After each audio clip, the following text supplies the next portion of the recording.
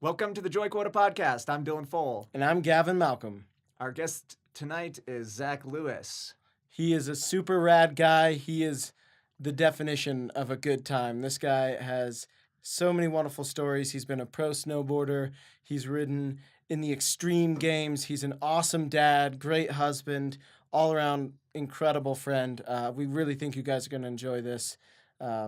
It's all over the place and so rad. Hope you guys enjoy. Here we go. Who do you think Zach Lewis's biggest fan is? I would say my biggest fan is Gavin Malcolm. Oh, I was going to go with Zach Lewis. Zach Lewis is Zach Lewis's favorite person. Zach Lewis's favorite person. You could be, you know what? I think I could probably talk about myself all day and just be stoked on life. And I could probably just make up stories about myself, because I like to elaborate stories. Yeah. And, as my wife always says, she's like, there's like two things that Zach doesn't ever exaggerate about. The size of bike jumps and the size of snowboard jumps. Never. Every other story that he talks about is like embellished to the fullest to make it like a completely awesome life story.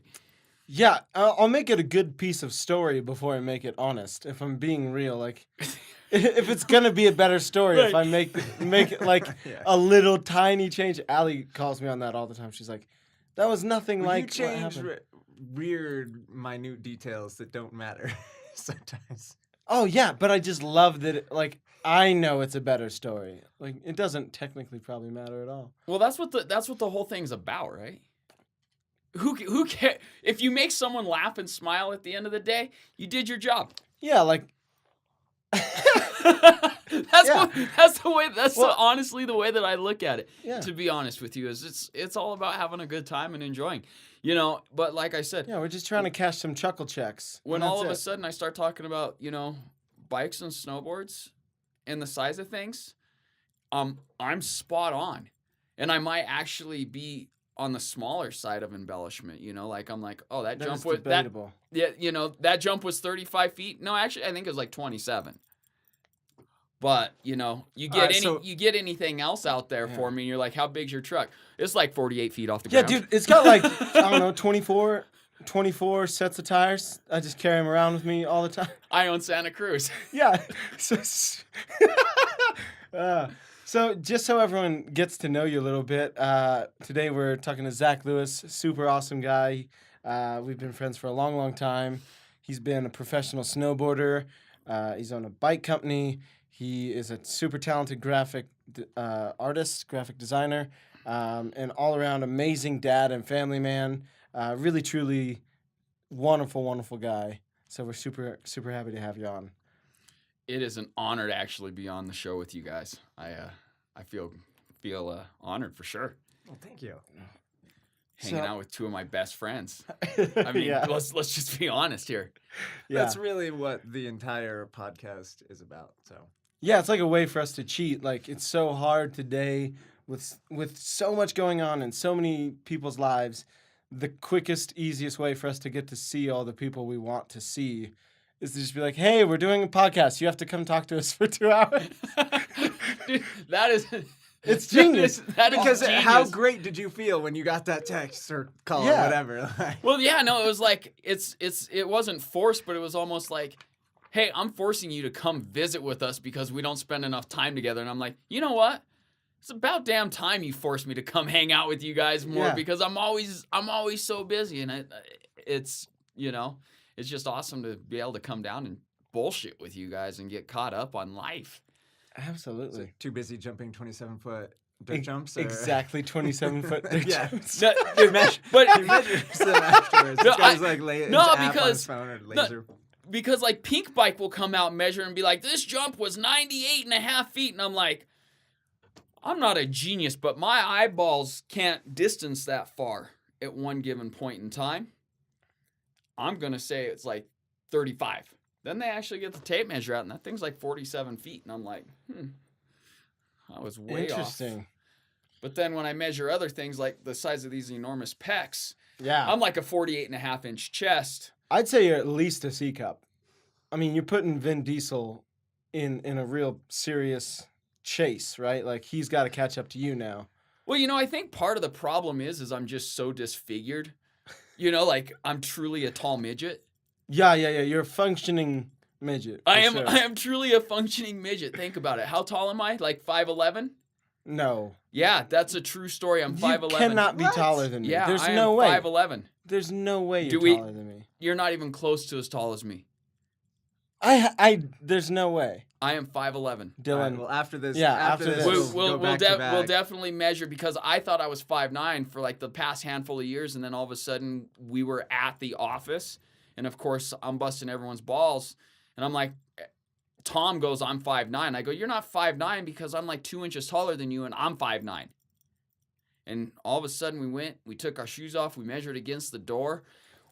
On our doors into our offices, there's literally a mark that says, Oh, that's fantastic. right? Right for the robbers that come in and Yeah, so Yeah. literally I'm 5'11". I've got a 48.5-inch chest now. My feet are enormous. I don't know if you guys knew that about me, but I rock a true 6.5. Yeah, the world's smallest. It looks.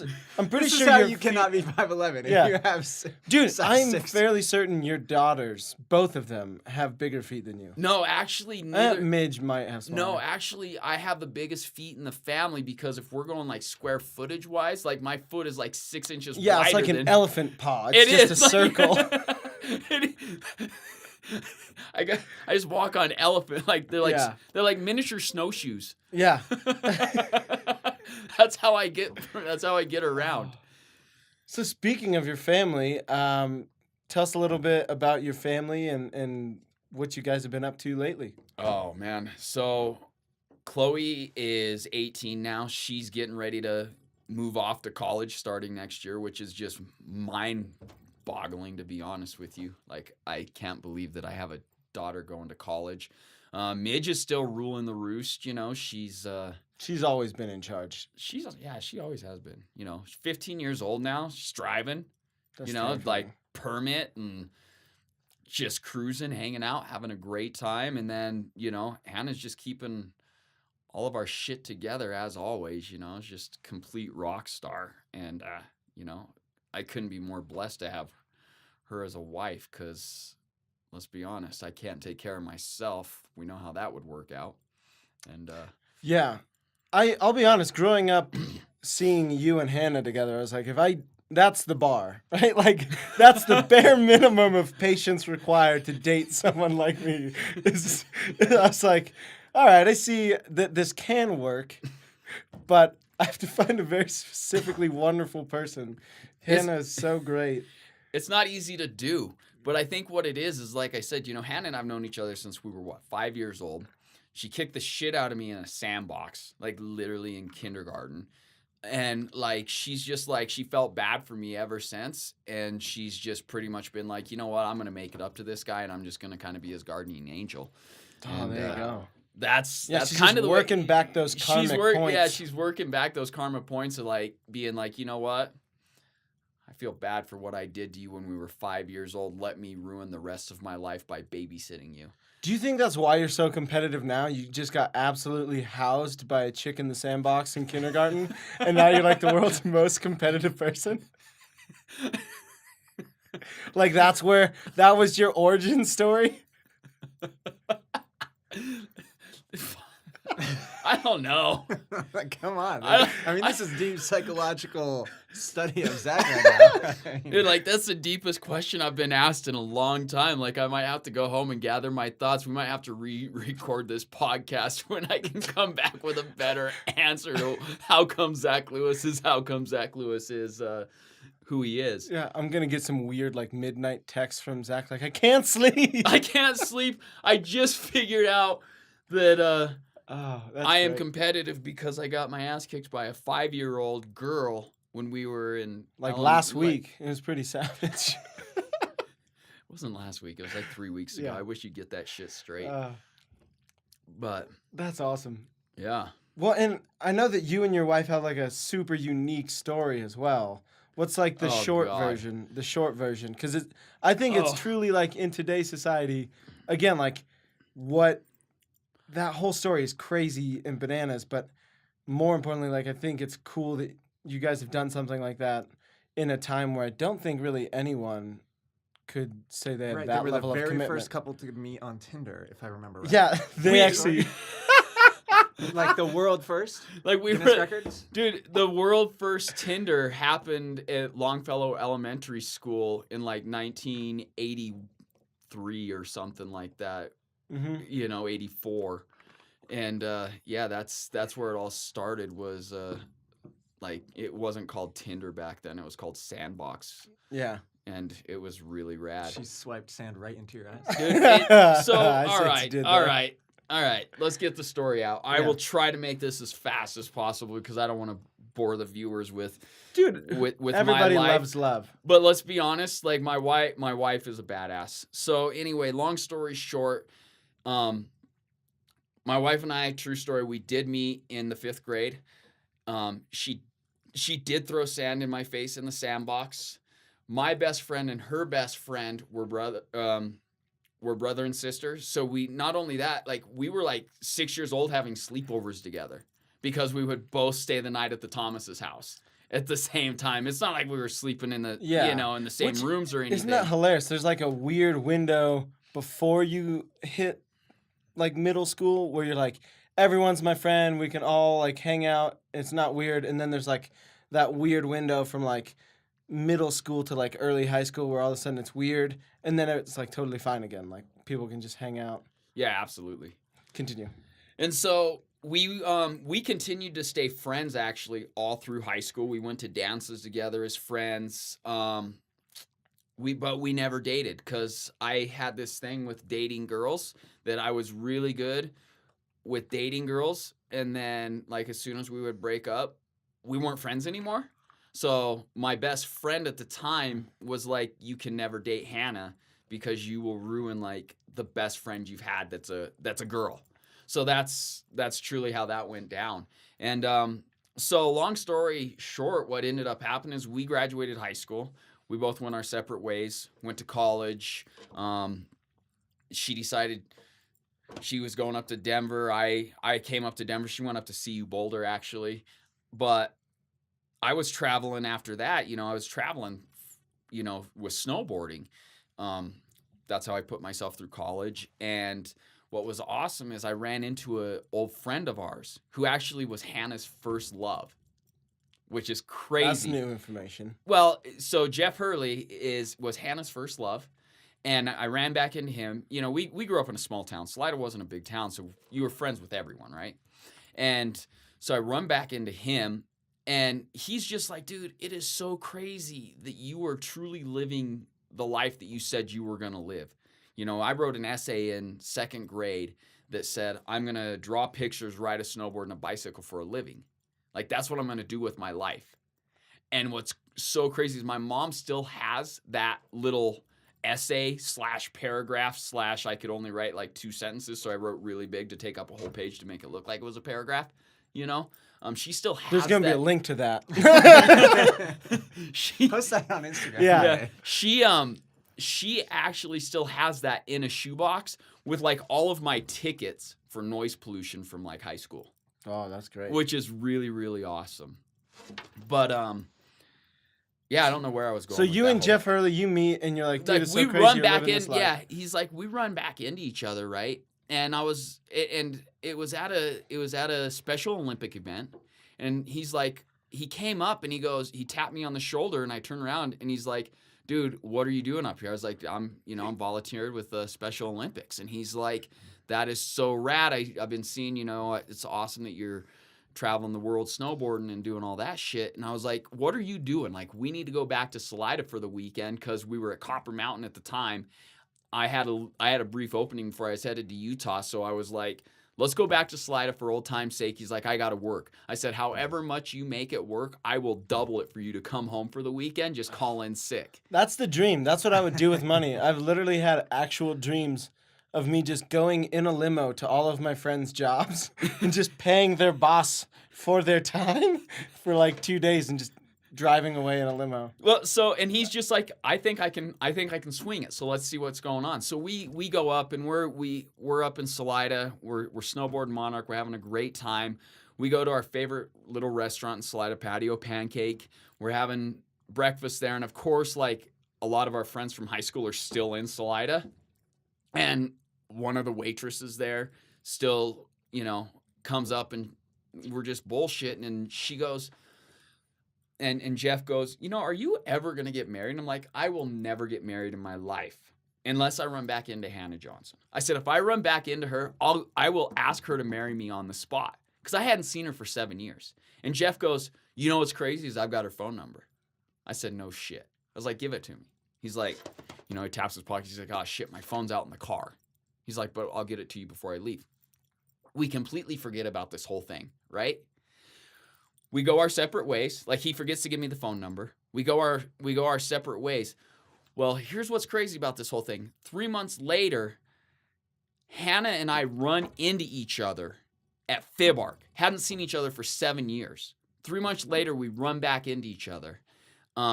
Little boating festival that happens. I went back every year. She never went back.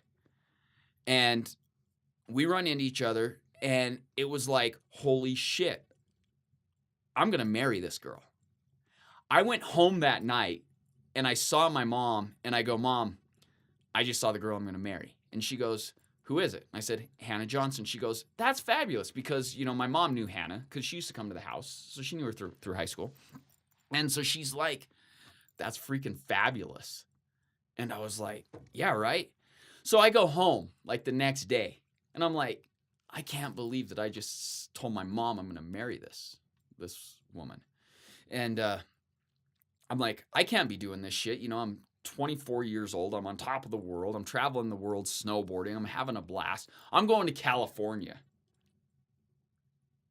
I love that you tried to run away. You're like, oh yeah, no. I'm running. True story. I'm running away. I am going to run away from this whole thing, right? Because I remember the conversation with Jeff. I was like, if I ever run back into her, I'm going to marry her on the spot. And I'm like, holy shit, this is like really weird. I haven't seen her for 7 years. Magically run back into her. I was like, I'm going to California. So I go to California, and my clothing sponsor at the time had just amazingly beautiful women as for the sponsorship. Like he was friends with like all these perfect 10 models. And so I was like, that'll get my mind off of her. You know what I'm saying? Like, hang out with beautiful women on the beach. Done deal.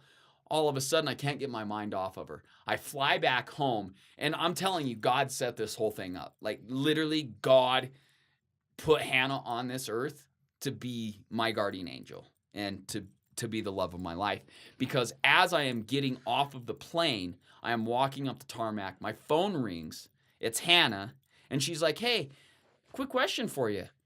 You want to go see Kenny Rogers tomorrow night?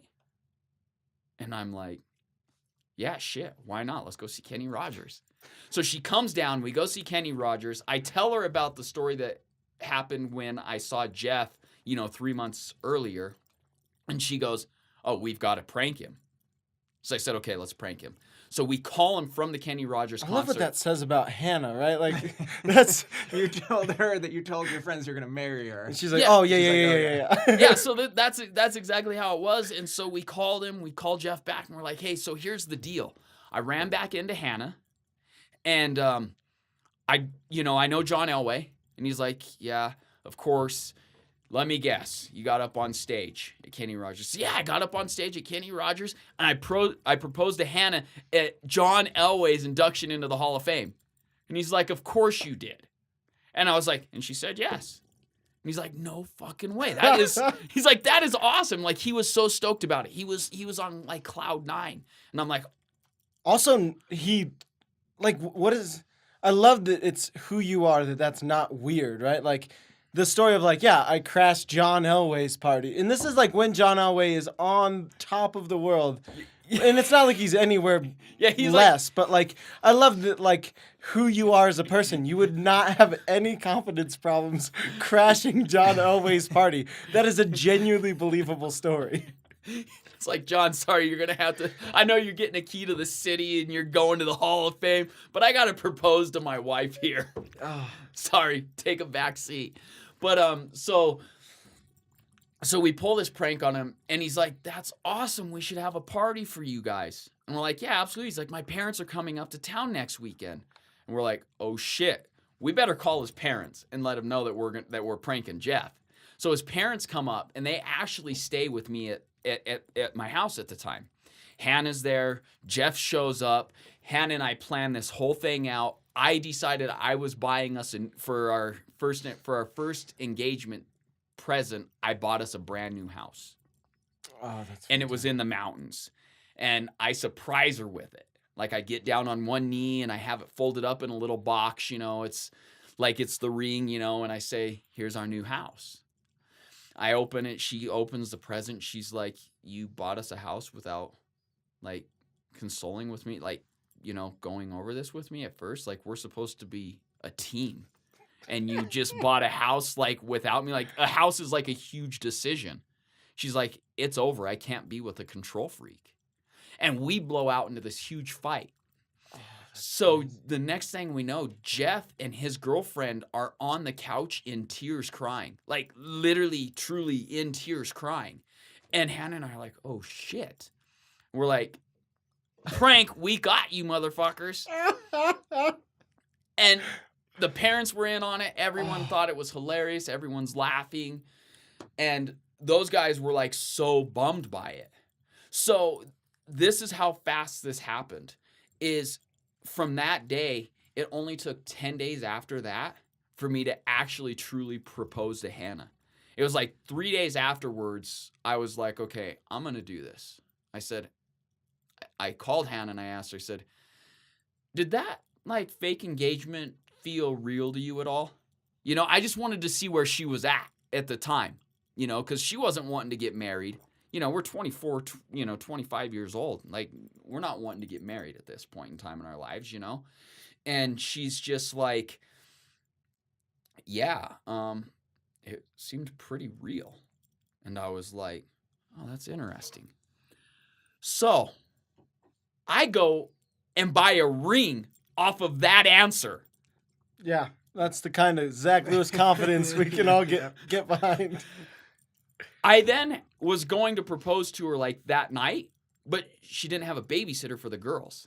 So what had to happen was I had to convince her friend at the time to babysit the girls. Oh, so you talked to her friend like, hey, I need you to babysit the girls. I need you to babysit. And she's like, well, I can do it like it was like Thursday or Friday night is the earliest I can do it. So I'm like, I have to hold on to this ring for 4 days. So I took it back to where I bought the ring and was like, you have to hold on to this for 4 days, otherwise I'm going to make a bad decision.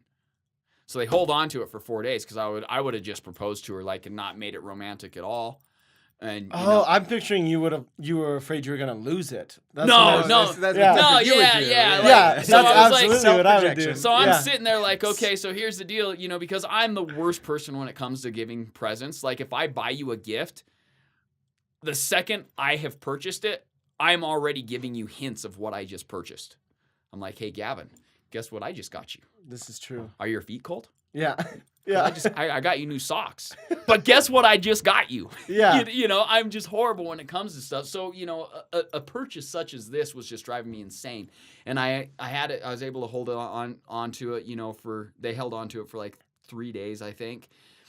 And I then picked it up, drove straight up to her, and she's like, I was like, oh, you want to go on a little date? And we drove up, like the Lookout Mountain in Boulder. Golden. No, not Lookout Mountain. There's the overview of Boulder. Whatever it's called. Whatever that's called. I drive up to the top of that. I don't even make it all the way to the top to where we're looking out over the city, really, because I'm so excited about this whole thing. Like, I walk in, I pick her up, I'm like, let's go. And I take her up there, and we get like 3/4 of the way up the hill. And I'm like, I can't. I'm so screwing this surprise up. I'm pulling over right here. Like, we can kind of see the city, but we're not at the top of the hill. And she's like, what's going on? And I just kind of looked at her and I go, And all of a sudden, I pull out a box. I pull out the ring. I didn't even say anything to her. And she looks at me and she goes, are you shitting me? And, like, she knew exactly what was going down. And she goes, are you shitting me? And I said, no. And she goes, yes. And she opens the box. I didn't even say, "Will you marry me?" She just knew. Like, she knew what was going down, and she's like, "Yes." And what's crazy about this whole thing is we hadn't even said "I love you" to one another yet. You know what I'm saying? Like, yeah, we had said "love you." You know, yeah, like when we hang up the express phone, that you care for each other and all that, but like Right. never in like a romantic way. Right, like exact same way when you and I hang up the phone and I'm like, "Love you, buddy." Yeah. That's exactly how we did this whole thing. Like, we hadn't even said "I love you" to each other yet. We hadn't even like officially gone on like a real quote unquote date. Dude, what do you mean? You drove 3/4 of the way up a mountain you can't remember. That's amazing. That's the most romantic thing I've ever heard. I just was so like, it was one of those things where like I just kind of knew. So we called Jeff up. Like, he was one of the first people we called, and he's like, "Yeah, fuck you guys. I'm not falling for that shit again, right?" Oh. And I was like, "No, literally, I'm calling you because I want you to be one of the groomsmen." And he's like, "Yeah, I'll be one of the groomsmen if it actually happens." And I was like, "Okay, well, just know in about a year and a half from now, you're going to be a groomsman." Because we wanted to get married on a Friday the 13th in the middle of the winter. That's what we wanted. That's hilarious. Right? Like, we were like, let's bust all superstitions here. That's like, I just heard Tenacious D does something similar before every show. They just go backstage and they just talk about what a terrible show they're about to have just to like bust through the superstitions. They're like, yeah, let's just get it all out of the way. Yeah. And so we said, let's do that. And the next thing you know, this all happened in, let's see, it would have been August when this when I proposed.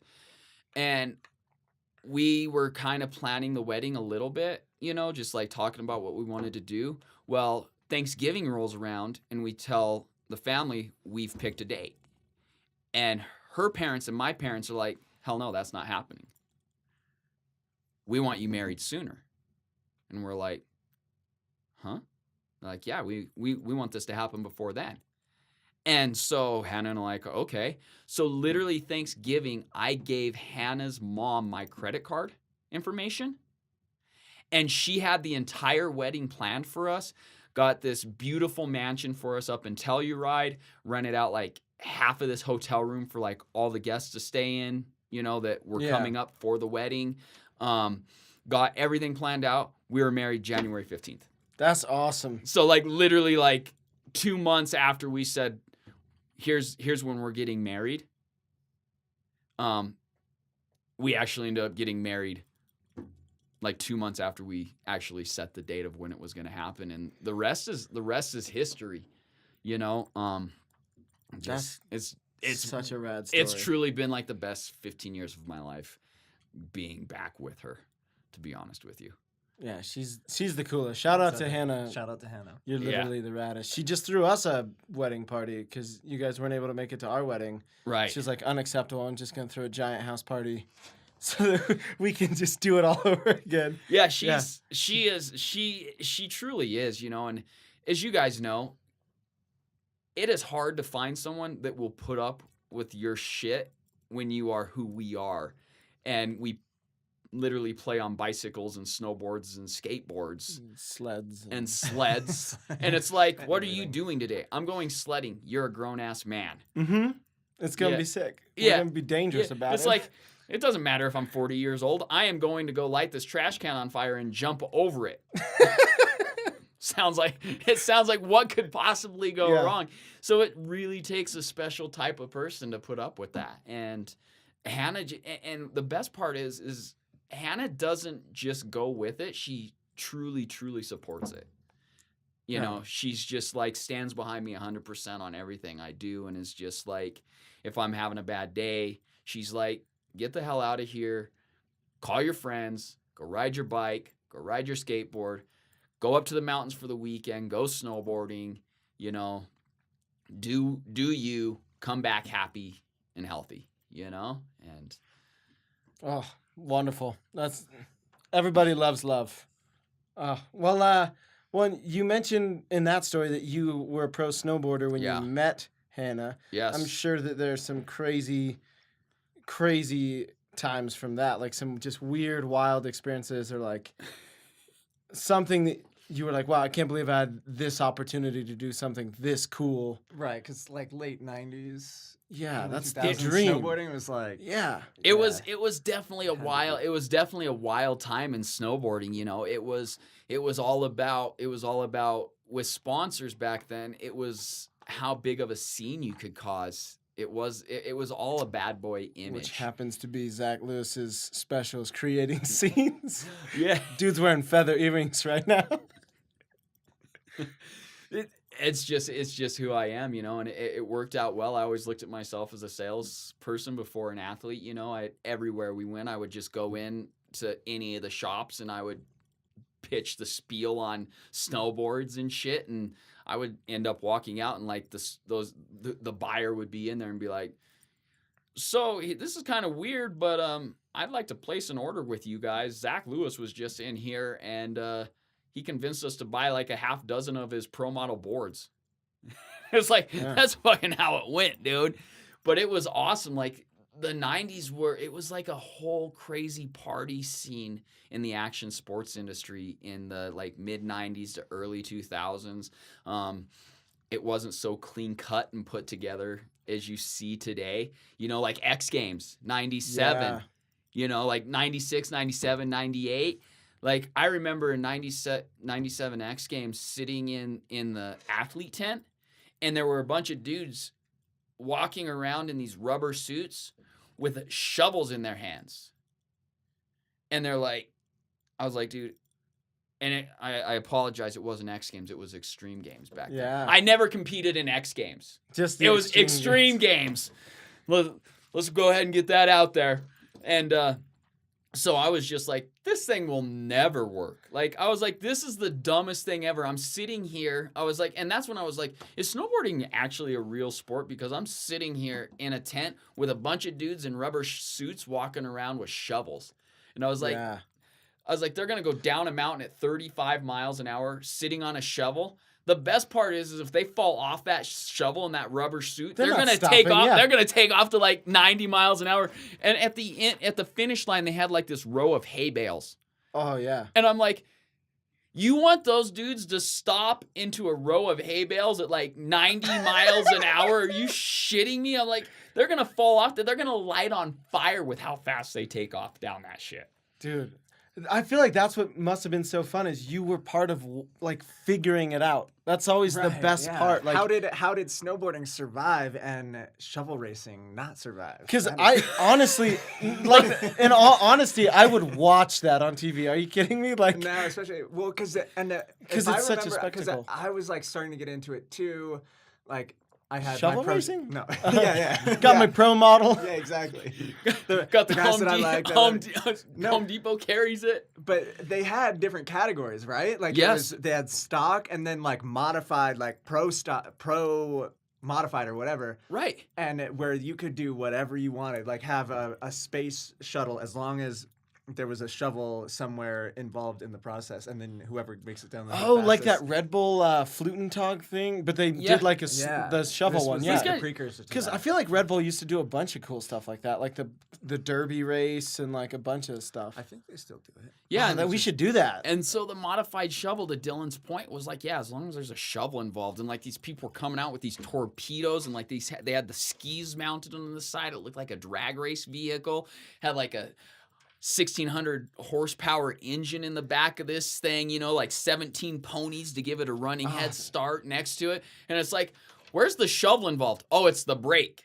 They're gonna like it's like hanging off the ass end of this thing. They're like gonna pull it up, you know, with the shovel turned around backwards, and that's gonna stop it. And I'm like, you guys are insane. But you know, and they had like during the summer X Games, they had like kayak jumping going on. I've seen that. Yeah. You know, like bungee jumping in a kayak. Yeah. And I was like, oh God, this is what the action. So I was like, what did I get myself into? But dude, talk about Joy Quota. Yeah. The Extreme Games truly was Joy Quota filmed on national television for the first couple I'd go years. bungee jump in a kayak right now. That would be so hilarious. Like, yeah, it's such I would leave this to go do that.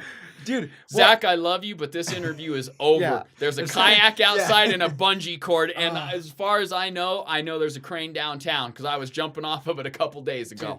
I don't know. That was somebody else.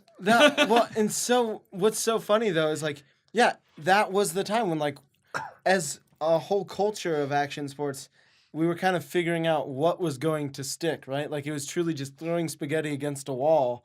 Like for a while there was extreme ironing. I remember that was the thing. So people would be like surfboarding while ironing and shit. Like the wildest stuff. I don't No, remember I that. don't recall that. I've seen videos that like people would be like, or like they'd bring an ironing board like halfway up like a giant rock face that they were rock climbing, and they'd like pull out the ironing board and like that's iron stuff. probably like. Are you sure that wasn't some type of like weird skit that they were doing? No, I saw like many things about like it. That couldn't have been like an X Games type. No, sport, no, though. I don't That was think more it- just like a fad like planking or. But that's what I'm segmented saying. in Like nature. they were just trying to see what stuck. Like everyone in action sports was like, "That's not anti-establishment enough. Like we need to do the craziest, most wildest, stupidest thing." And that had to been such a cool thing to get to be a part of. Because I feel like by the time we grew up, anyways, like everything had kind of been like segmented into like, oh, this is probably where like BMX is going to be a thing. Skateboarding is going to be a thing. Right. Well, rollerblading wasn't going to be a thing. Like that got how X'd we out. decided that? Yeah, That's like really as a interesting. culture, everyone was like, we're probably not. Like, yeah. It was crazy because back then, like sponsors would throw money at you, and I never was making huge money, but like my snowboard sponsor at the time was giving me $5,000 a month plus $5,000 a month for travel budget to literally go party. Yeah. Like Joyride Snowboards was taking good care of me, back then, like in 2000, like they were taking really good care of me. And I guess it's like still take that. 2001. That's still an awesome budget. And I feel like and then, most athletes probably would struggle to get that now. Yeah. I don't think and very few I stumbled across that one stupidly, like, because that's when actually, like, board sponsors would actually pay money, because now athletes, all their money comes from energy drinks and clothing, it's not the actual, bike companies that are paying the way anymore. When I grew up racing, like when I was racing BMX and stuff, it was, the money came from the bike companies. Like if you were racing, that's who your money came from, was, GT, Haro, Diamondback. And now, they aren't paying the athletes anymore. It's coming from Monster, Red Bull, who is sponsoring GT, Haro, whoever it may be. Yeah, So- it's probably like the top 2 or 3 dudes on the team get something, and then everyone else is getting parts and stuff. Right. And then you have to kind of figure it out from there. Well, it sounds like that was a pretty wild time. What was it like kind of after you had married Hannah? Now you're in like a whole different space. Did you keep riding professionally, or what did you do? So Because that's like such a huge lifestyle change in like 4 or 5 months. it right? was insane. What happened there is, so I decided that it was a couple months. Hannah and I just gotten married, and I decided, I wanted to be a family man more than anything. And so the first couple weeks Hannah and I were married, like I got us here for like a couple hours during like a layover on a airplane flight. And like that was it. Like we didn't spend any, like the first month together really, because I was snowboarding, and I was like, this just kind of sucks. And I was like, I need to be home. So I called my sponsors literally 2 months into our marriage, 3 months into the marriage, and was like, I can't do this anymore, like full time.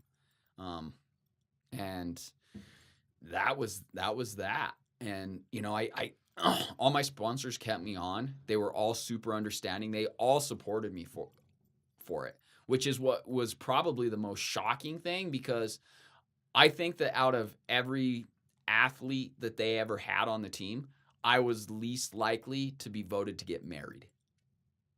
Well, yeah, you'd literally actively said you wouldn't.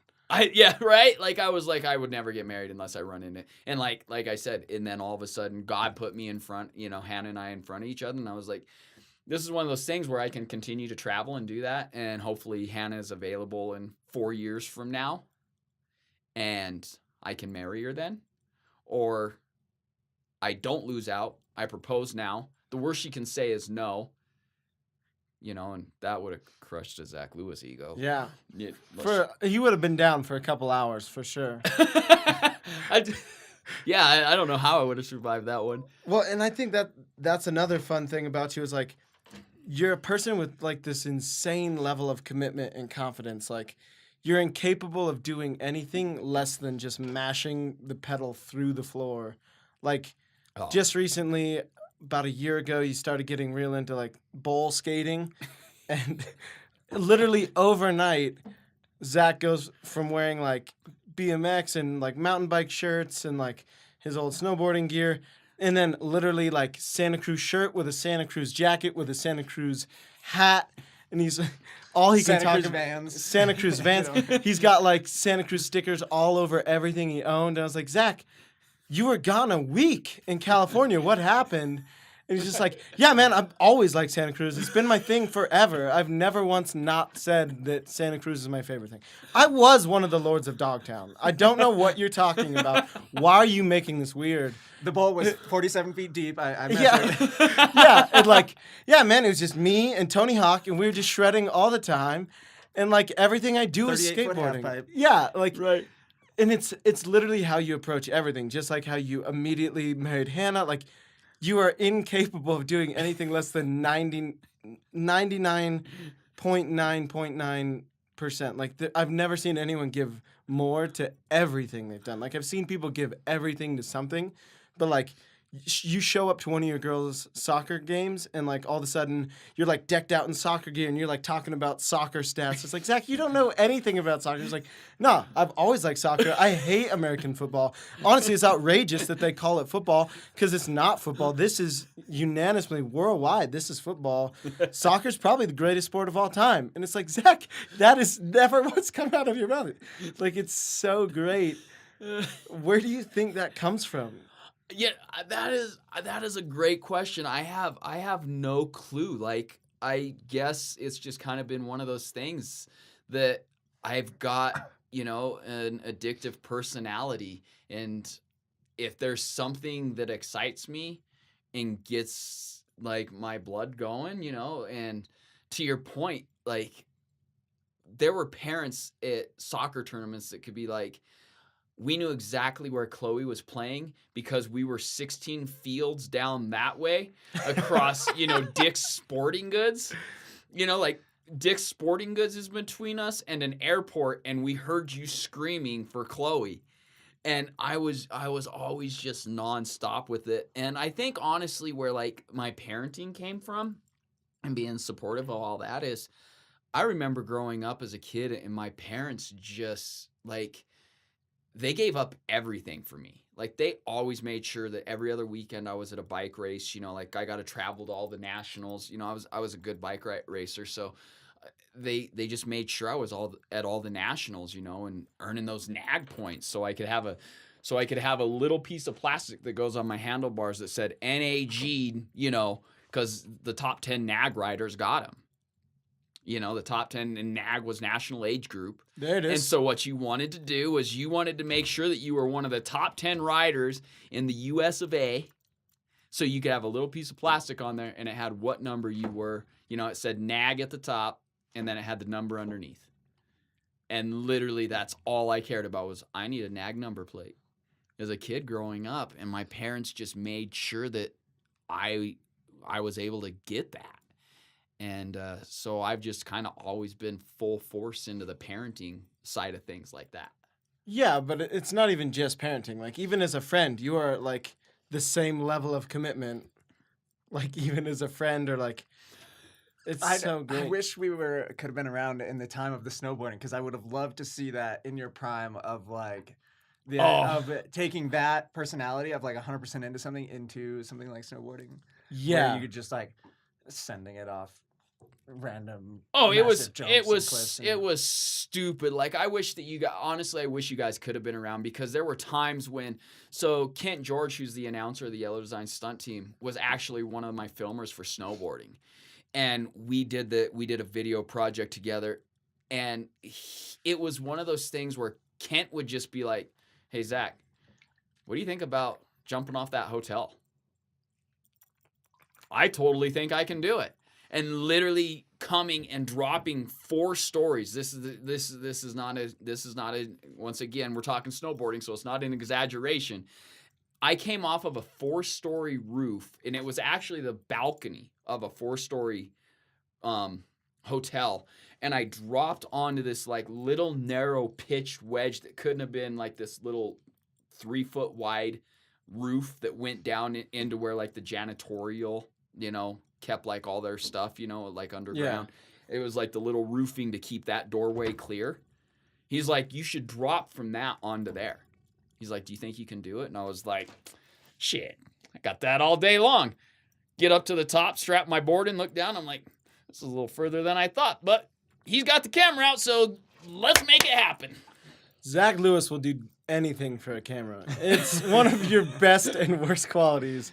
One of my favorite things is getting you to commit to something, because you do have a tremendous sense of like integrity and commitment where like if you say you're going to jump off that balcony, like once you're up there, it's going to happen no matter how poor of an idea it is. It's so fun to get you to talk yourself into something.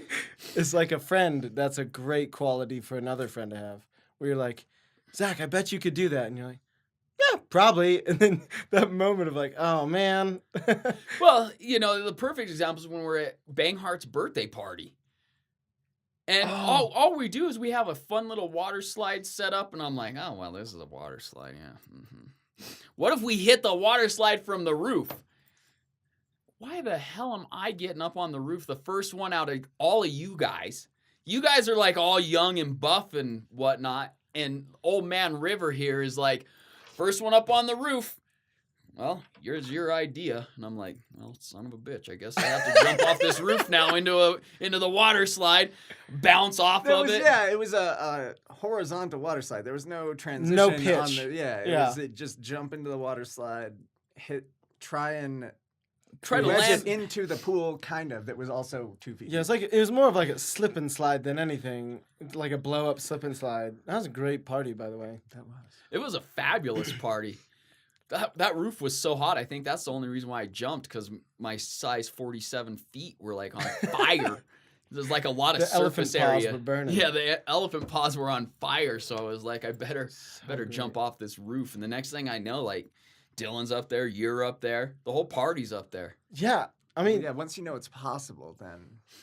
I feel like that's a great trait that you both have, is like that willingness to be the guinea pig, that first guy off the roof. Or like just the other day we went and sledded off the roof of our house. Right, and that was my favorite because he just assumed that I was going to guinea pig it, and I was like, no, we got to rock, paper, scissors. And so I was it. super he duper won rock, paper, scissors, and then still tried me to get it. I was like, oh, I won, you have to do it. And he's like, no, that's not how this works. I was like, oh, I don't want to go first. Let me ask you a question on that, because this is true. Back to my Santa Cruz nature. Yeah. I was actually just skating the indoor bowl a couple days ago, and I was doing rock, paper, scissors with a 13-year-old boy on who was going to board slide first, like that night. Yeah. And I'm learning skateboarding, like it's all. What are you talking about, dude? You're the most original skateboarder of all time. You've been doing it for decades. Well, I mean, just because I started Santa Cruz Skateboards back in 1976 when I was on the boardwalk doesn't mean that I really, The bowls these days are a lot different than what I skated back then. Oh, okay. Because I was skating empty swimming pools back then. Like, I was literally having to drain the swim. Like, back then, they didn't have Homer buckets, from Home Depot, because Home Depot didn't exist. Yeah. So I was there literally sucking with a straw.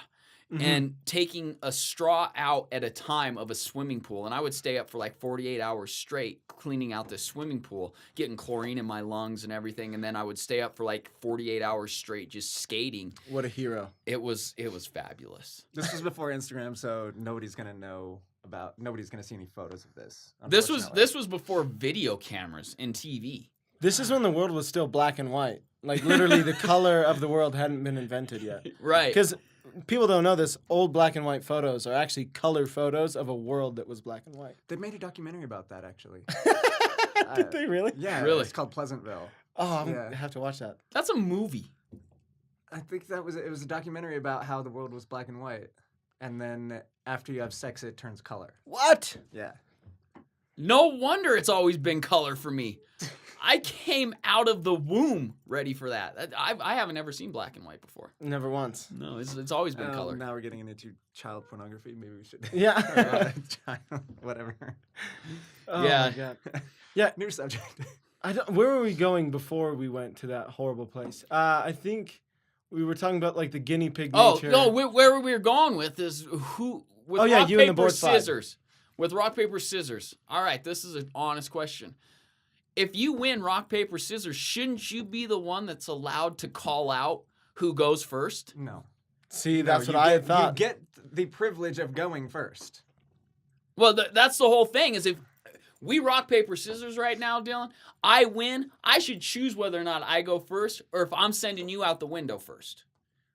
No, Yeah, that's not how it works. that's how I always viewed it. But it was so funny because like Yeah. we're just and like because anytime we've ever done it, you want to be the one that goes first. Like that's the point. Oh no. There's Not times always. no. There's a lot of times where I rock paper scissors for shit that I don't want to be first, but somehow or other I still end up going first, and I never understood. Apparently, I didn't. I'm a natural born winner. just an So we'll continue to play rock paper scissors until I win, and somehow or other I'll still be the first one to do something when I don't want to be the first one to do it. So I lost. Yeah, well, and that was what was so magical the other day while we were on the roof. I was like, I don't want to do this, which is exactly why I have to do this. Like, That's why I wanted you to do it. Because Yeah. I could guinea pig it and it would be casual and it would be fine. I wouldn't care. But to see the anxiety in his Yeah. face, making him. It'd been a while since I scared myself that much because it was a really weird, like it's a weird setup and it was genuinely unknown if I was gonna like completely launch past the landing, all that fun stuff, and man, it just goes to show like there's something so valuable in scaring yourself, right? Like I hadn't really truly been that nervous about something I was trying to attempt in a very, very long time, like maybe over a year of like, man, I was less nervous about marrying my wife, and I found out that I was marrying her 5 hours before I stood on the altar. Like, it's so funny. It's You so want funny. to talk about my story and how crazy it was. Yeah, it's kind of Hollywood, I'm not going to lie. But literally your wife surprised you with a wedding and you got married that day. Yeah. Like no. I thought Hannah and I were moving fast. I mean, yeah. In all fairness, we had already been planning a wedding for like a year later, so it's not like she was like locking me down or anything. Like, but it's so funny how like.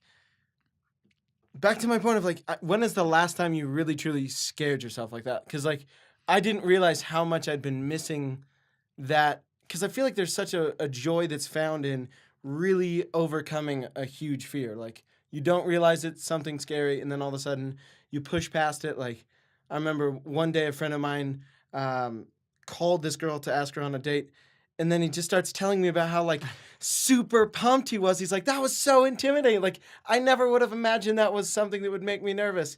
And my heart was racing, and like it was something, it was really truly like I feel adrenaline. I feel like, when was the last time you did something that really truly scared you? That you got to overcome? Because I feel like so much joy is in that moment. God. That's almost daily.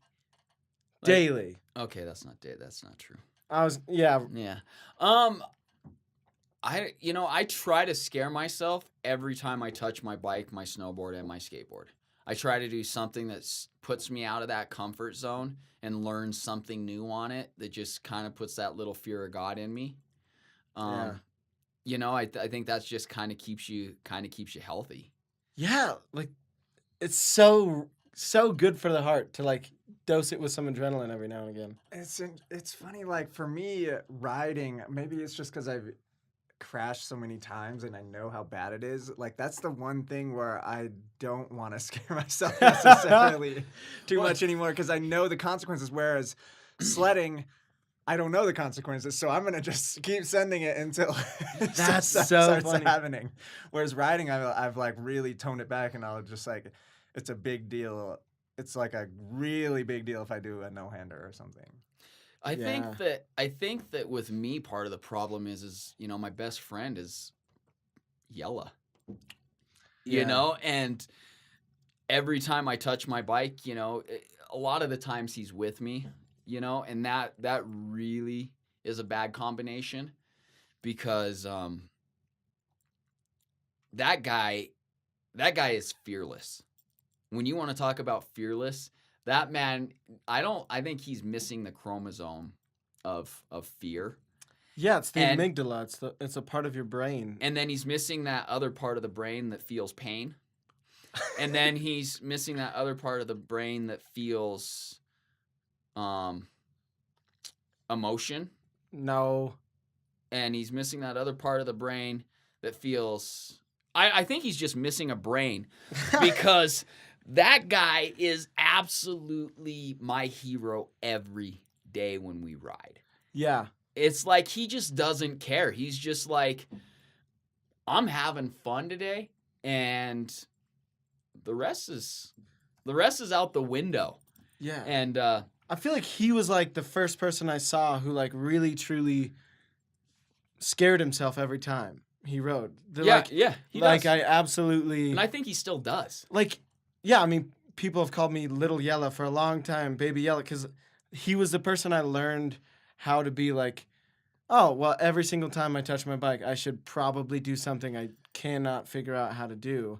I think the actual thing that resonated with me as a little kid is there's a clip of Brian sitting in a hammock and he's just like, The most famous clip Yeah. ever. If you ain't crashing, you ain't trying. yeah, if you're not crashing on a regular basis, you need to do yourself a favor and try something you don't know how to land. And I don't know if that's 100% accurate, but I do really believe that there's something in the human spirit that like needs to know that you're not going to make it 100% of the time, and learning how to be okay with crashing, or like even in like a more just to like apply it to life, like knowing that things aren't going to work 100% of the time. Right. And that means that it's working, right? Yeah. Like that you're progressing, that you're going someplace. Like anytime I really feel like I'm not challenging myself, you just kind of get bored with life. Like you just kind of fall into this autopilot and you don't really push yourself or grow, versus something as silly as sledding off the roof. I grew 10x that day. Like literally, I was so scared, Zach, to jump off this roof on a sled. And I was like, I have no idea what's going to happen. This is so silly that I'm even afraid of it. But here I am, petrified. And man, I think that's such a valuable skill to like push yourself. Because once you're actually doing it, it's not scary. Like as soon as I tucked my arms into the sled and I started going off the roof, I was only having fun. But there's something about fear only exists in the moment before action, I think is a quote someplace that I've seen, where like jumping off the airplane to go skydiving, like it's scary, scary, scary, scary, scary, and then you jump out and it's no longer scary because you're already falling. You're just Right. experiencing it. And I think that's where all the joy is, right? Like that little bit of fear. It only takes a little bit of effort. It just takes a lot of courage to like get into that moment of joy of like just past the fear. Yeah, I think and I think that's what brings happiness to people, in all honesty, is I think that people are happiest when they do experience fear, in a good sense. Yeah. I mean, I'm not saying that they're the happiest, when all of a sudden you jump out from behind a window and scare the shit out of them. Yeah. Like Makes them feel alive, though. But, like I just think that that's when people are happiest. And I think that's the reason why I do try to scare myself a little bit every time I go riding with my friends, because of course I want to celebrate, the good times with my friends, but you scare yourself and your friends are there to celebrate it with you. And you're just like, this is what life's about right here. Absolutely. How about favorite Yellow story? Oh God. I know it's Like gonna be Yellow hard the- to pick one, but Yellow No. the person or like Yellow Designs? Oh man. Well, they're Yeah. Inseparable. So let me give you a little story about I think my favorite Yellow story is probably our Kansas trip. Yeah. I'm not gonna lie, but before I say that, one of my other all-time favorite Yellow stories is when I had switched over from BMX to mountain biking, and somehow or other, Yellow and I get invited to Crankworks. Like the first one. And Yellow, I convinced Yellow that he needs to be on a mountain bike also. Like we can totally run the contests series, right? Yeah. Like we got this shit. Next thing you know, it is best trick. And the guy literally goes for a decade over this jump. God, just the way It's this the course biggest was jump built. I've ever seen live. Yeah, well at the time it definitely Yeah. was. The courses now are definitely a lot bigger than what that course was. But the bikes are way better and different. the bikes are way better. Yellow also was brakeless except for a front brake. Yeah, he shows up to a slope style event where it's all downhill, and he's just rocking a front brake. I'm like, what is that gonna do for you? Are you like, what the hell is up? Like you're creaming down this mountain at 35 miles an hour, hitting these monster jumps, and you got a front brake on your bike. Well, and I love that you're like the coach in this scenario, and you had already given yourself a gnarly concussion because you'd smashed into a tree like second run of the day. Yeah, like during warm-ups, like I decide to man up, and what they did is this course was, oh God. This course was not laid out the greatest, but they thought it would be really awesome to hang a wall ride up on this tree. And you come around this like bridge. It's like a 90-degree bridge that you could jump over this little hip. And that's what every single person did. Well, they decided to mount this wall up against it. No one had hit it yet. And in Zach Lewis fashion, I'm like, I bet you I can hit that wall. And sure as shit, I hit the wall. I bounce off the wall. I land onto this like 4-foot wide bridge that you had to land on, and then you went shooting out between trees that were like 4 feet wide, and you're on this bridge, and down below where this tree is probably about a 12-foot drop or so. I come off the wall, I hang left just a hair, smash into the tree, literally have a brand new carbon fiber helmet. A tree branch sticks into it. And it's a savage crash. It's savage. Like, yeah, straight up. They said it sounded like a 22 had been shot off at the top of the chairlift when I hit the tree so hard. Dropped down like 12 feet to like into this little gully. Yellow is like translating to the, the medical team. He's fine, don't worry. And he's answering questions for me. Like I'm laying there trying to get my feeling back, making sure that I'm still alive. I'm not saying anything. Like I'm doing like the full, feeling my fingers, feeling my toes. And Yellow's like, he's fine. You're fine, right, Zach? And I just kind of nod my head a little bit, And he convinces him, yeah, Zach's fine. I'll sign the document for him that he doesn't have to get on the ambulance. They're like, well, he has to sign it. I'm like, can he sign it for me? Like, no, you have to sign it to prove. Friendship right there. You have to sign it to prove that you're okay. No, all right, I sign off on it. Ambulance leaves. Contest is going. I'm in La La Land. But you're still giving him advice. That's the best part. Is Yellow's listening to your advice. Yeah. Knowing full well that like nothing you're saying is making sense. Yeah, like I'm talking to the birds. Like I'm talking to the birds. And the next thing I know, best trick starts. I'm competing. I can't believe they let you back in. I can't believe that they let me back in either. But I was wearing overalls, and no one's going to tell a dude in overalls no. Yeah, that's Yellow a confidence that can't be stopped. Right. Yellow's wearing red, white, and blue American flag pants. That's right. I forgot about his Evel Knievel pants. Yeah, and no one's going to tell that guy no. Yeah. I mean, let's just be honest. And the next thing I know, he goes flying off of this jump. CO2 alert. Does a decade. And literally ends up breaking both his ankles and his wrist. And, like, that's the guy that's my best friend. Like, it makes you realize no matter how tough you think you are, gravity still exists. You're not tough. Because that guy rode himself down to the emergency room on his bicycle. Oh, yeah. He set his own wrist with his other broken wrist. Like, yeah, the most insane thing. I'm sitting in the ER room with him, and he's like doing the job of the doctor, like pulling his arm down like it's in this like Chinese sling, and he's pulling his arm down like this. And big shout out to Brian Gavigan and Yellow huge Designs, shout out, but the absolute man. The best 30 seconds of my life with Yellow though is we were headed to Kansas for for a bike show.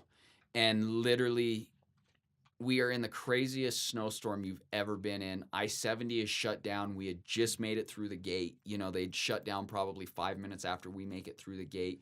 We're cruising across. Wind is going crazy. You can't see hardly at all in front of you. You know what I mean? Maybe a couple 100 yards at best. If you see brake lights ahead of you, you might be able to see them for 100 yards at best. We're probably rolling at yellow design speed. Yeah. And conditions that shouldn't be that bad. Like everyone's probably doing like 15 miles an hour. We're doing probably like 45. Yeah. And all of a sudden we look and it looks like a semi has been tipped over. And sure as shit, there's a semi laying across I-70. Jeez. And Yellow comes with me and I'm sitting in the front seat and he looks me dead in the eye and says this, through it or around it. That's so great. Yellow's the only person where like he has such an uncluttered mind that he truly saw through it as an option. Yeah, he's like he literally looked at it and goes through it or around it. And I'm just sitting there going, dude, this isn't Fast and Furious. Yeah. You know what I'm saying? Like I don't know how many movies you watch, but you think we're gonna, we're hauling a ramp. We got the box, we got the box jump behind us. We're in a Suburban. I'm like, I don't know how you think that this Suburban hauling this ramp, we're going to just magically jump through this semi. But that's truly what he was thinking is he's like, threw it around it. And it just caught me off guard. And I sat there for a second and I just looked at him. He goes, threw it or around it. And I'm like, around it. Next thing you know, he literally punches it. Jeez. Just flat out punches the gas pedal as hard as he can. So we go flying into this ditch and come out around it. We get stuck on the side of the road because the ramp had gotten its wheels wedged in the mud on the side of the road, and it kind of got us stuck on the side of the road. And some dude in a military guy in a Durango saw that we went around it, and so he went around it in his Durango, but he wasn't hauling anything. So he stops, reverses, pulls us out. Like just super stoked about it, and that's fantastic. It was a great time. I'm not gonna lie. I feel like that's what again, like there's something so surreal about like the way that guy thinks of like, yeah, why wouldn't this work? I feel like that's something that just in general is something I learned from him and also from you, like that Zach Lewis confidence of like, why wouldn't this work? Oh, I feel like that's such a powerful thought. I feel like most people might not be thinking that in the same situation, right? They're probably thinking like, oh, we're going to have to be sitting here for the next like 5 hours until this thing gets flipped back on its wheels or cleared, versus his thought process is always, why wouldn't this work? And we could literally talk for hours of stuff that should never have worked. And somehow he pulls it off clean. And you're like, what? That's pretty rad. I feel like you've been in a lot of different, I guess you've gone through a lot of phases in your life. You've been like a real knucklehead as a kid, a real knucklehead as a pro snowboarder, a real knucklehead as a husband. Knucklehead pretty consistent all the way through. Yeah, you've been in a lot of different phases of life. I feel like being a parent can kind of be crazy, and you're a genuinely really joyful, happy person. What do you kind of focus on as a parent to make sure that you're still taking care of yourself? Because I feel like as a parent, you can get. I don't know personally, but I've seen so many people get kind of so stuck being a parent that they forget to take care of themselves, which I think is something that you and Hannah have done really well, is making sure that you guys are still filling up your joy quota, like you're still filling up your tank, which ultimately makes you, in my opinion, a better parent. Like your daughters are awesome in a generation of kids that I probably wouldn't say that as easily about. It might be the fact that we have kids at a young age, that it could be that.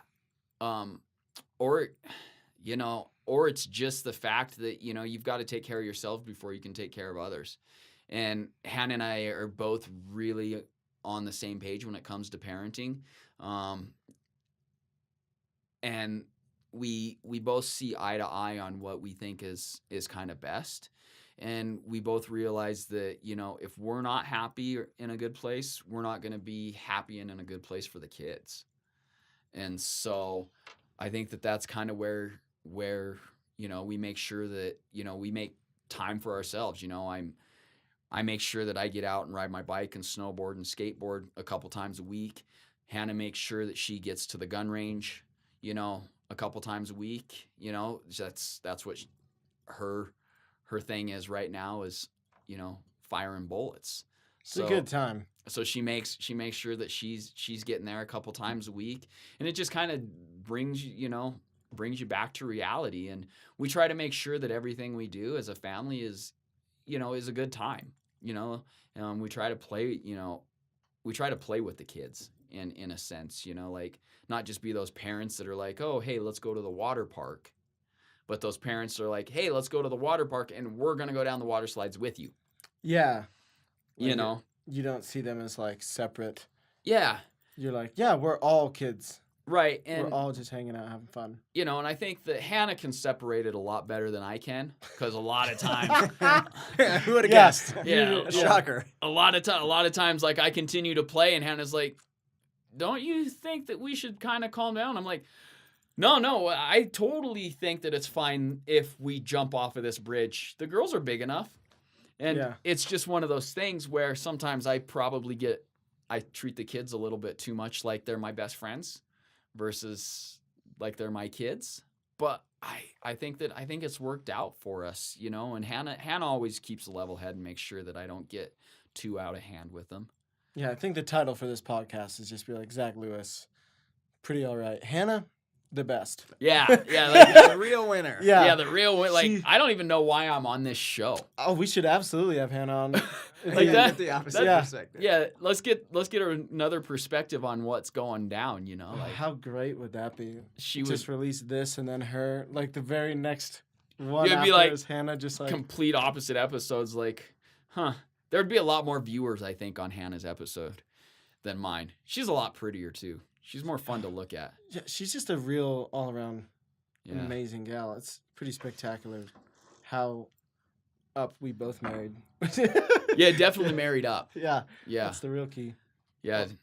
I'll let Dylan take over for a second because I have to go to the restroom. Oh, dear Lord. You're going to leave me alone with this guy? Dude, Dylan the villain. He's one of the only other people I know in this world that's crazy enough to get me to do stupid shit. All right. Like what's some of the stupid shit I've gotten you to do? See my problem is I do stupid shit in my head and don't remember any of it. So refresh the memory here. Dude, I think it's like you and Trey Herrera. I don't know why, but for some odd reason when you're around, I feel like I have to impress you. Like when we go riding bikes, I think a lot of it is because of the history that you have. Like you have filmed with, let's be honest, the best bicycle riders in the world. Is that an exaggeration? I mean, they're my friends, so of course not. Well, it's but not an exaggeration. I'm just saying, like you have filmed with all of the X Games athletes. Like literally, you have filmed with all world-renowned athletes. Is that a true statement? Yes or no? That's a slight exaggeration. Slightly. It's not a slight exaggeration. It's the truth. And so every time I'm with you, I'm like, man, I don't want to disappoint Dylan. I got to make sure I bring my A game because Dylan Foles in the house. Even if there's no camera out, or it's just a no, even if there's no camera out, because for some odd reason I don't ever believe that you ride your bicycle without a camera. Not anymore. Like, have we ever ridden our bicycles and you not had a camera with you? I'm sure that there has been, but it seems like you always have a GoPro or something with you, and it's like, it's time to impress Dylan, because you never know if he's following behind you and he has that little red dot flashing on that GoPro, and it's like, I better make sure that this runs on point. Like, everything's got to be extended when Dylan's around. Okay, so one that stands out to me that has stuck in my memory for a long time. I think I know what you're doing. I hope we'll find out what he's excited about after we try this one. Is the Road 34. That's exactly what I was thinking of. I knew that's where this was going. Good. I have no clue what you're talking about, Dylan Full. Oh. If I remember correctly, did I not talk to you right before that jump happened? Yeah. You told me you were going to try and rodeo, like on your snowboard, which now it would be, I think, considered a cash roll. It'd be, yeah. But this was like 2010, I want to say, maybe 9. Maybe 9, I because think it was. yeah. I graduated in 2011 from high school, and it was at least a year and a half, 2 years before that. Well, either way, 2009 or 10. Yeah, you told me you were going to try a rodeo. Yeah. And yeah. I, of course, encourage this because it's either Yeah. going to be the most epic land make of all time or the most epic crash of all time. And for better or worse, it was one of the most epic crashes of all time. Yeah. What was going through your mind? Was this trying to impress me? I don't. Still. Well, you were there. You were filming. Yeah. All my boys. AJ was on the mic. That was part of the problem too. Is AJ was on the mic, and AJ's like, you got something special for the crowd, like, because it seemed like at every contest I did something silly, and back in the day, like the Do Tour days, or like the Vans Triple Crown, I used to do a trick that AJ loved. I did a 360 heel clicker, and Pixar didn't happen, bro. Yeah, that's I've a seen- gnarly, that's pretty gnarly. trick.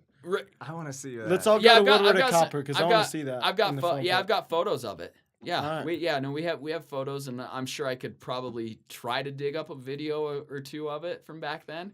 But yeah, literally a 360 heel clicker. But you have to remember, you're like, oh, heel clickers. You got to realize a heel clicker back when I was doing them wasn't that big a deal because we weren't running 30-inch wide bars. We were running like 12-inch wide bars. Yeah, so just a crossbar. like literally, like our bars were like you would get your bars and you would cut them down and put it like as close to the crossbar as you could get your bars because it's when bar spin. And what's crazy is here's the thing I never understood is I cut my bars down like I was a pro bar spinner. How many times have you seen me bar spin in your life? Maybe like 5. I don't even think I've ever seen you couldn't try. think of one. Yeah. Yeah, That's I've awesome. maybe bar spun like 5 times in my entire life. Yeah. And so it's like, So you're just trying to impress AJ, essentially. yeah, That's how you ended up in this situation. yeah. Dylan had that damn camera out. I knew he was making an edit of the thing. Dylan definitely was encouraging it. He's like, "Oh yeah, you totally have this shit." Same as like Trey Herrera. Screw that guy too. A lot of enablers in this friend group. I know, Sure, I've seen you on a you do that. snowboard. Yeah, I've never heard of it on a mountain bike, but I would Yeah. love to see this. Yeah, and that's the thing is I was like, I'm so comfortable, Okay, so I'm comfortable flipping a bike. I'm comfortable flipping a snowboard. I'm comfortable flipping anything. Let's just be honest. But I'm sitting there, and the next thing I know, I'm like, I think that I can rodeo this bicycle because, and I don't know why I thought that. You kind of came off this left-hand hip, and you were just kind of set up into this jump. Like you almost like had to purposely turn your wheel to the right, not to spin to the left off of this ramp. And I was like, and it had so much pop to it. Like this thing was like, this ramp I think was like a 6 foot tall. Yeah, lip. it was a real tall lip so for how small the course was. I mean, real quick, it was a dirt jumping contest in the back parking lot of a bar in Fort Collins where you rolled Dropped in off a off semi. of a semi truck and then hit 2 wooden lips to dirt landings. Yeah, and then there was this like That year crazy. there was a There was like death this quarter pipe crazy afterwards. oververt quarter pipe at Yeah. the end of it. Mm. And what was crazy about that thing was that lip was like, I think it was like 6 feet tall, but it seemed like it had about 12 feet of vert on it. Yeah, that quarter pipe was It unrideable. was well, no, like the lip. Oh, The- yeah, the they last were all last super dirt poppy. jump lip. I think it was a 6 foot tall lip, if I remember correctly. But it had literally like it truly was 6 feet, and it truly went to vert. Like the top foot of it was vert, and the distance of that jump couldn't have been but 8 feet. It Yeah, was like 'cause it it was like limited jumping a for spine. space, Yeah, so it was kind of Spock. yeah, it was like jumping a spine, and I was like, every time I hit that thing, it was already like throwing me into flip, and I was kind of already going off, off axis. So I was like, I'm gonna rodeo this bitch. That didn't work out for me, did it, Dylan? Well, because rodeo isn't a thing. Yeah, on you a can't- bicycle. Okay, that's okay, the only. all That's right, the downside. okay, but so that- no, it did not work out. For Yeah, you Okay, just but- ended up upside down, tangled. I was You upside did down get backwards. out of it fairly well. I was upside down backwards because I did get the backflip. I did get the 180. And then all of a sudden, I just remember looking upside down at that quarter pipe traveling backwards. And I'm like, I don't know what to do now. Yeah, I have you no. confidently made it halfway. I confidently made it halfway and got stuck halfway upside down and was like, I didn't really think this through before I decided I was going to do this. And I think lawn chair is the term they use for this Yes. type of crashes. Yeah, it was Yeah, just straight folded. straight, not scorpion. It was like back first, legs followed, like back straight to the top of the landing, legs like Yeah. crunched up. if I remember correctly, though, I rolled out of that and took a bow. Oh yeah. You I ever believe the that is performer. accurate, Yeah, actually, you rolled yes. down the Yeah. landing lands and then- completely. and then just like uses the momentum of the roll to get onto your feet, and you're just like, "You're welcome." I think that's kind of how that went Yeah. down, if I remember correctly. And I was like, And the I'm an crowd idiot. was just shocked. It wasn't. It was first. It was like, oh, and then nobody knew what to do. Like it was just like, oh, he walked away from it. I guess it couldn't have been that gnarly, but it was one of the gnarliest things. Oh yeah, you got out of that so much better than you should have. It was so. That's actually one of my favorite things. your toes would have kicked the ground the while ground your so entire hard, back yeah. was laying on the ground. Like you fully closed on yourself. right. That's what made your feet so small. You kicked the ground so hard on that crash. all right. That's Point awesome. taken. Yeah, that was I don't look at that crash as being that bad. No, you got out of it Yeah, great, you but walked like if away you fine. just looked at the footage, you're like, oh, that guy's gonna have back problems forever. I guess I got lucky. Yeah. It was one of those. I think I think that's one of the things is when I was growing up riding, like we had to learn backflips like into like a sand pit. Like there were no such things as foam pits. We had a lake jump, but I really want to hit a lake jump. I've never been able to. It sounds like so much yeah, fun. we had a lake jump, but we never had it set up because our lake jump consisted of literally a door. Yeah. It was a door that we put like a 2x4 on the top of, and then put like a little bit of a piece of plywood right there to give it a little bit of pop. And we launched, and we started doing that after I'd learned backflips. Like my first backflip was into a sand pit. It was like just a pile of gravel on the side of a street at a construction zone, and it was like super soft. And I was like, I want to do a backflip. I was like 14, 15 at the time. And I was like, I think I'm going to learn backflips on my bike today. And we put a ramp up against it, another jankety ramp. And that's where I learned backflips, was onto a gravel pit That's awesome. or gravel landing. Yeah. Well, Yeah, that's pretty hankered. so speaking of Road 34 and all the shenanigans we've gotten into, what's like your favorite story of the three of us going like? Is there anything? I mean, if nothing comes to mind, that's fine. But like, I was just curious. Like, I'm sitting here. We've been through so many like random adventures We have been on a lot of random adventures. that I think. Have the three of us just done a trip together?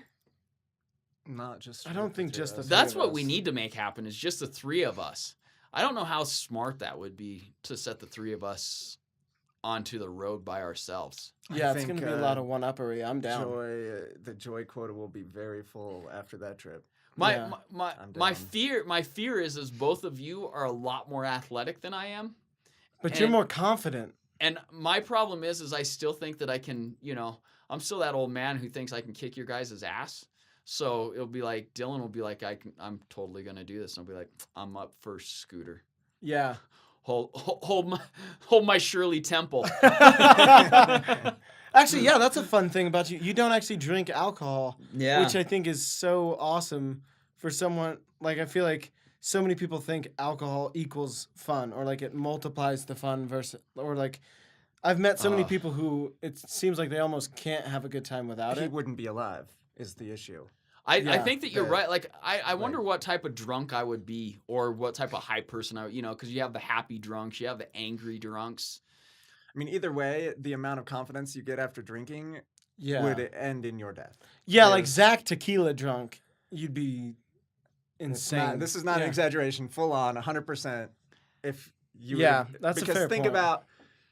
about seeing you're at these hotels that you jump 4 stories off. I mean, what if there's a hot tub there? Yeah. Like, you think you're partying, you think, oh, I can get in that hot tub. Yeah. from up Yeah, here. it's probably a good it's probably a good thing I don't drink. Yeah, I've heard that before. Well, and I feel like that was another fun thing about like us getting to grow up with such a crazy crew of people. Like, no one that like because Yeah, you you're guys were all right. like the older guys. Like even Yella like doesn't really drink, and if he does, it's like a couple beers, and that's like Yeah, more they- than enough to get him housed.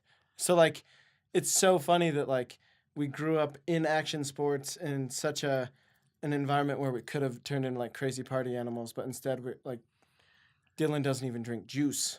Like it's just water. And then like he's made up some ground as an adult, really.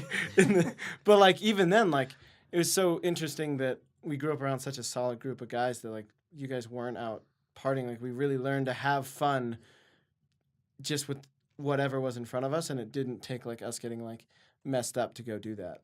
Yeah, I think a lot of that is I always saw myself as just whatever I'm doing, having fun at it. Like I didn't ever look to alcohol. Like I just figured that, I figured that alcohol would just make it worse, I think.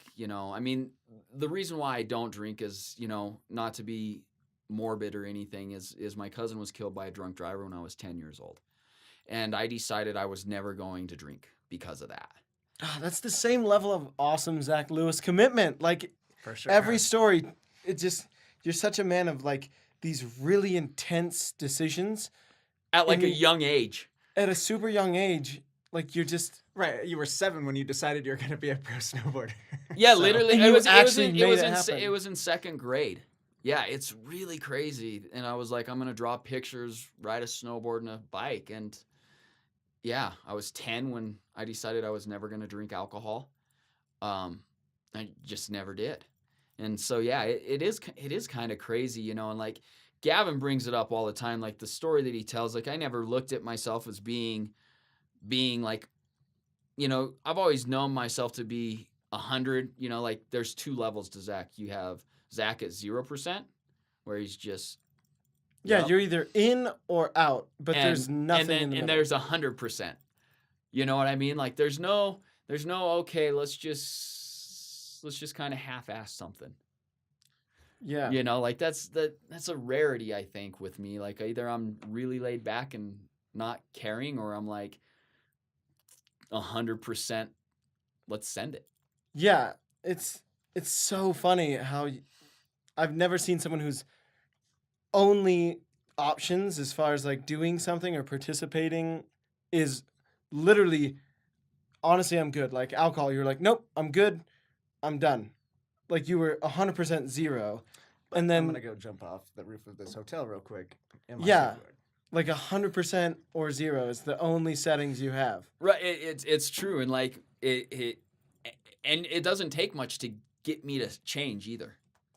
Like right now, we're just chilling, having a good time. Dylan says, "Hey, let's go jump off the roof." I'm like, "All right, let's do it." Yeah. You know what I mean? Like it doesn't, and I don't know. It's just I don't know why I'm wired that way. Well, it's a good thing. A very Yeah, good thing. absolutely. It's a good time, and I'm just thankful for all the friends that I have. Because they all kind of share the same thing, live that same dream. Yeah, absolutely. We're very fortunate that we are in that How are we position. doing on time? Yeah, we've been talking for like an hour and a half, so it's probably a good place to wrap up. We usually like to end with the question of when was like when you think of joy, what's the first memory that comes to mind, right? Like you just like, man, that was like the most joy ever. It doesn't have to be anything special. Most of the time it's not. It's usually just like I was Okay. chasing a friend in a field or like something No. silly. True form to Zach Lewis right here.